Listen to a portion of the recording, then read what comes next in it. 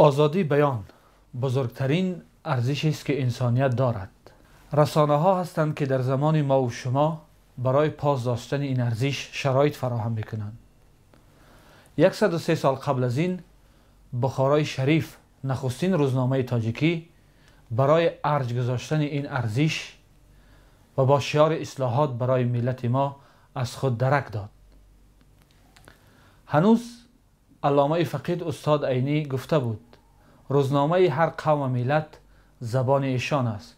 هر قومی که روزنامه ندارد گویا که زبان ندارد. شکر خدا ما این زبان را داریم، اما آیا این زبان قادر است که وضعیت و حالت ما را بیان کند؟ رسانه ها یاور حکومتند یا دشمنش؟ حکومت رسانه ها را به صفت یک نهاد جامعه دموکراتی میشناسد یا یک رقیب مبارز؟ ولی این رقیب مبارز، این یاور و این دشمن و این زبان چه ظرفیتی دارد؟ سلام، من ارشاد سلیمانی هستم و برای بحث بیشتر در این موضوع استاد نوردین قرشبایف، رئیس شورای رسانه های تاجیکستان، همچنین رئیس انجمن رسانه های مستقل تاجیکستان را با خود دارم. نوردین قرشبایف، کارشناس در امور رسانه ها، در راستای حمایت حقوق روزنامه‌نگاران و رسانه ها فعالیت می کند. سال 1961 تولد شده است. به دانشکده فیلولوژی دانشگاه ملی تاجیکستان داخل شده، بعد 2 سال تحصیل را در فاکولته ژورنالیستیک دانشگاه دولتی مسکو به نام لمنوسوف ادامه می دهد. با عنوان روزنامه‌نگار از سال 1984 در نشریه تاجیکستان سویتی، حالا جمهوریت، به حیث خبرنگار، مدیر شعبه، رهبر اتحاد ایجادی و جانشین سرمحرر فعالیت نموده است. یک زمان جانشین دیرکتور اگنتی ملی اطلاعاتی تاجیکستان خاور بود. سال 1998 سازمان نو خبری را با نام اینترپرس سرویس تأسیس داد. بعداً انجمن ملی رسانه‌های مستقل تاجیکستان را اساس گذاشت. در تاجیکستان، ازبکستان، قرقیزستان و قزاقستان بیشتر از 200 دوره‌های آموزشی گذرانیده و مؤلف بیشتر از 600 مقاله، آرتیکل و سخنرانی‌های علمی میباشد. فعلا رئیس انجمن ملی رسانه‌های مستقل تاجیکستان و رئیس شورای رسانه‌ها میباشد. استاد خوش آمدید. تشکر. و بسیار خوش هستیم که در راستای روز مطبوعات با یکدیگر صحبت داریم و این روز بسیار خوب و این ایدی کسبی را برای شما تبریک میگیم. تشکر. من گمان میکنم که در عرفه عید مطبوعات صورت گرفتن چنین بحث ها به فایده جامعه است، زیرا چند روز قبل ما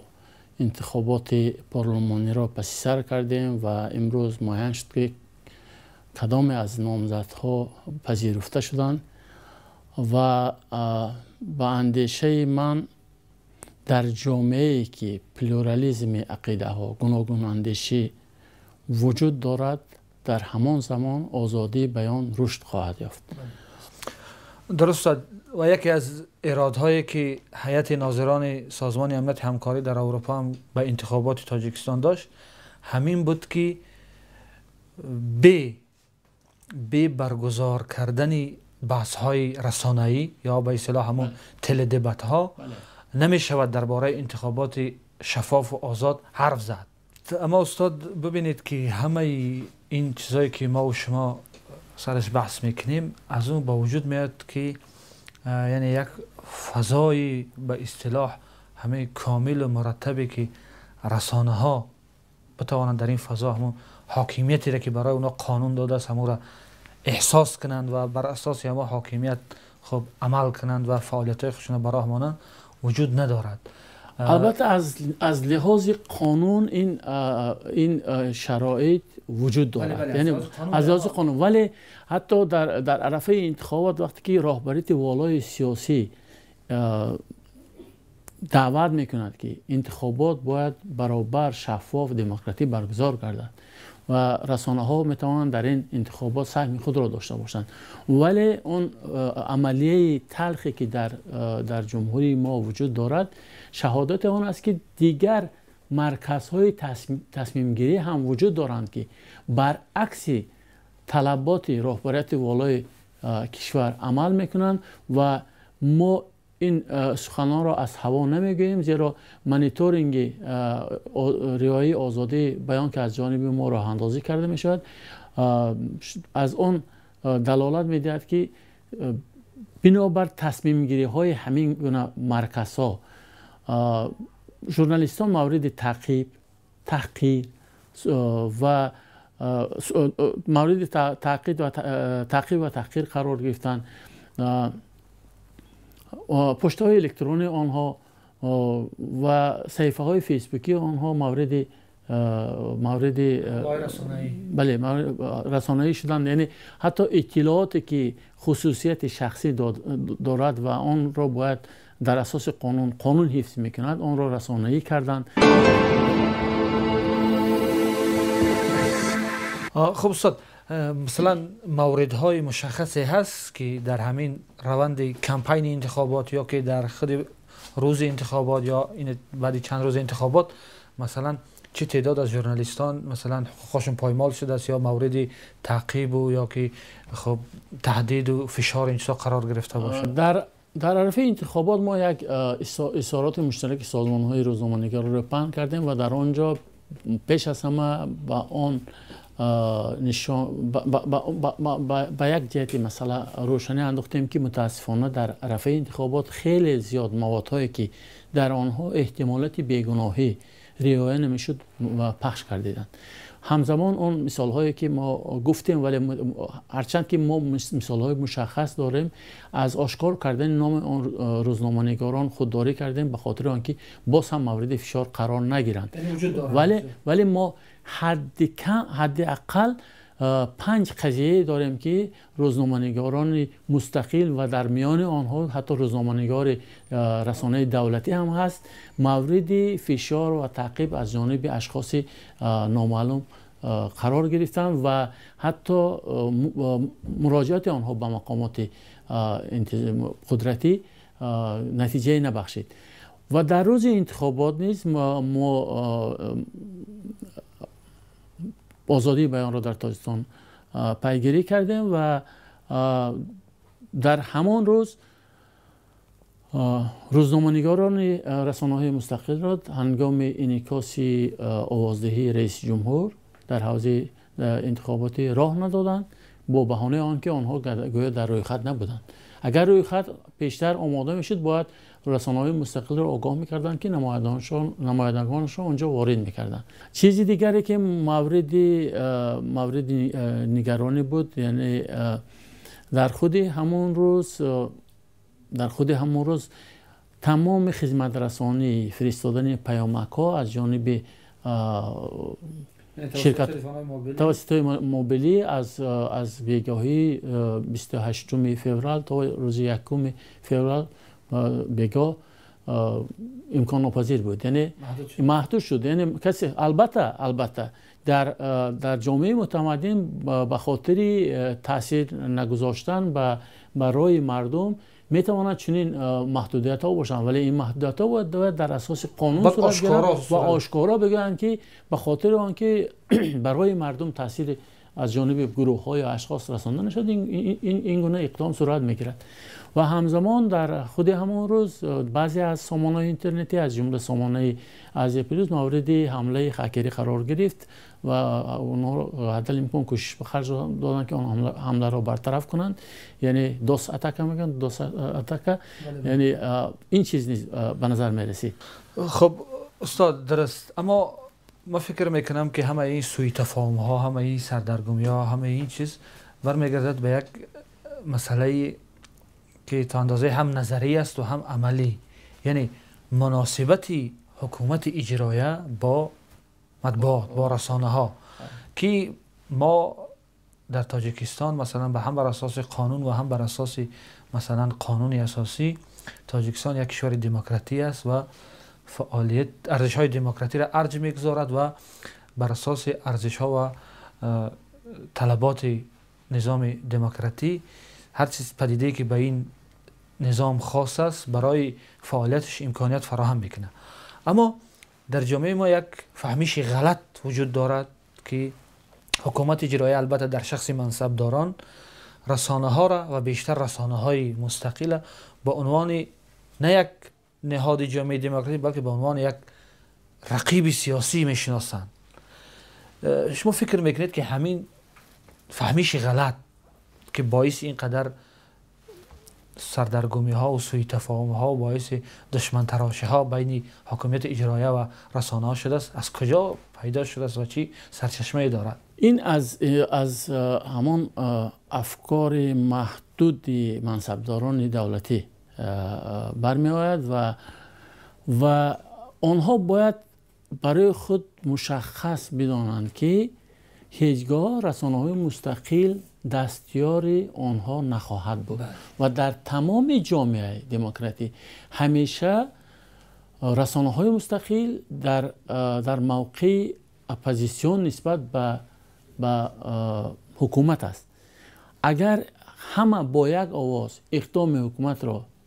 دستگیری کنند، پس کمبودی و نارسایی جامعه را کی میگوید؟ و از همین خاطر که گویا رسانه‌های مستقل در زمینه موجود نبودن اپوزیسیون نظامی با آن معنا که اپوزیسیونی که در داخل دولت، در داخل حکومت سیستم نی اپوزیسیا و ونیستم نی اون چیزی که بیرون از نظام است. در هر دو حالت نیز من گمان ندارم که حکومت تاجیکستان اپوزیسیون مشخص و پرقدرت دارد و وقتی که در همین زمینه رسانه‌های مستقل بیشتر از کمبودی جامعه، بیشتر از فساد، بیشتر از دیگر نارسایی جامعه صحبت میکنند، اون منصبدارانی که در کرسی منصب نشستند و لایق اون منصب نیستند، هم از نگاه دانش و معرفتشان، هم از نگاه تجربهشان و هم از نگاه فرهنگ سیاسیشان از روزنامه‌نگار و نشریه‌های مستقل برای خود دشمن می‌تراشند و با اون دروغ آنقدر باور میکنند که گمان میکنند که امروز یا فردا این رسانه‌ها به آنها را از سر قدرت دور میکنند. استاد ببینید، همین دشمن تراشی یک خطر دارد. بله. مثلا اونا مناسبت‌های شخصی یا منفعت‌های شخصی که از منصب دارن، از کرسی‌هایی که در اختیار دارن و منفعت‌هایی که دارن، از همین دیدگاه مثلا با ژورنالیست‌ها دچار مشکل میشن، چون ژورنالیست‌ها مثلا فسادکاری اونها، بی‌مسئولیتی آنها، ناعهده‌برایی آنها رو فاش میکنن. اما اونها همون منصبی را که دارن یا منفعت‌های شخصی را که دارن، منفعت ملی و دولتی معرفی میکنن و میگن که خب همین رسانه هایی که علیه منصبدارا یا شخصیت های مثلا منصبدار سطح بلند دولتی مثلا مواد انتشار میکنن، اینها مخالف دولت و ملتند و ضد ارزش های ملی و دولتی هستند. خب شما فکر نمیکنید که بسیار خطری بزرگ است برای جامعه؟ این خطری بزرگ است و متاسفانه برای برهم زدن این خطر اراده سیاسی برای رهبریت والای کشور لازم است که از چنین منصبداران بی‌هنر، از بحر چنین منصبدار بی‌هنر برایند و با منصب‌ها، با رهبری متخصصان جوانی که مثلا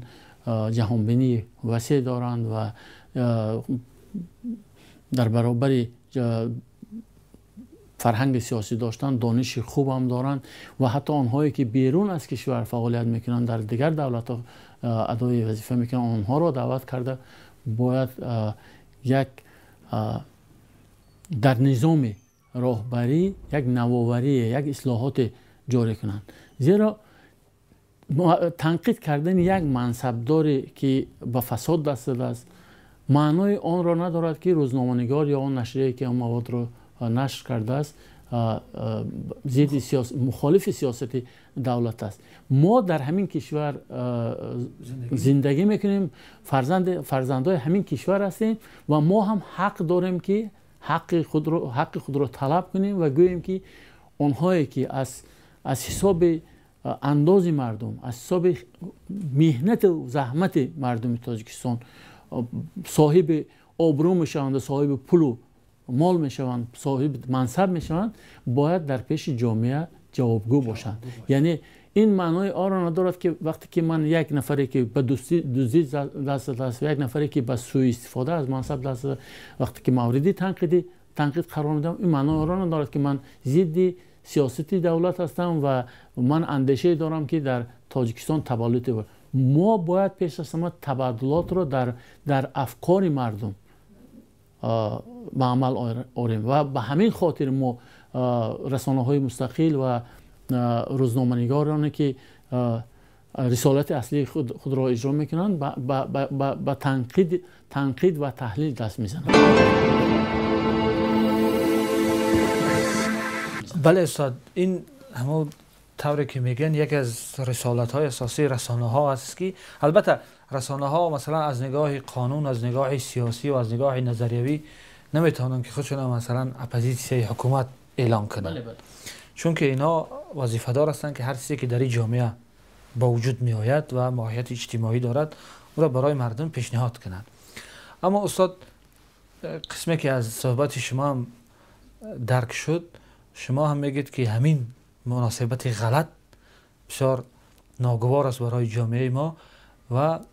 من همیشه اندیشه دارم که شاید ما نیاز داریم که یک کنسپسی مناسبت حکومت اجرایی با رسانه ها را ایجاد کنیم که مثلا شاید منصبدارای ما هم بالاخره در اساس همین کنسپت بفهمند که آنها رسانه ها با اونها دشمن نیستند، بلکه اونها یک نهاد جامعه دموکراسی هستند که میخواهند پیش مردم مسئولیتی را که مردم به اینها باور کرده است و داده است از روند همین مسئولیت آگاه سازند جامعه و مردم که ما همین گونه منصبدار داریم، همین کار میکنند، شایسته است که در منصب باشه یا که باید از منصب بروه.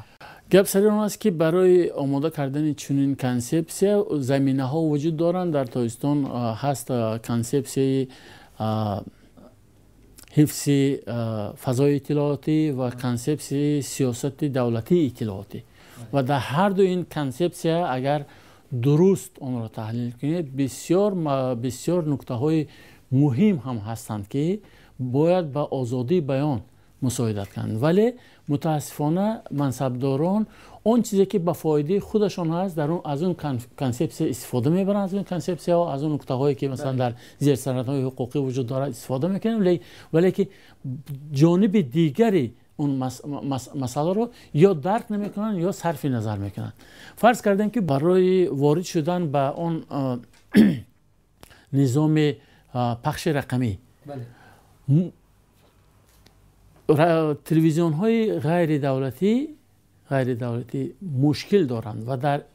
نه در برنامه گزارش به پخش رقمی و نه در دیگر اسنادی که به این عمل مربوط است منفعت های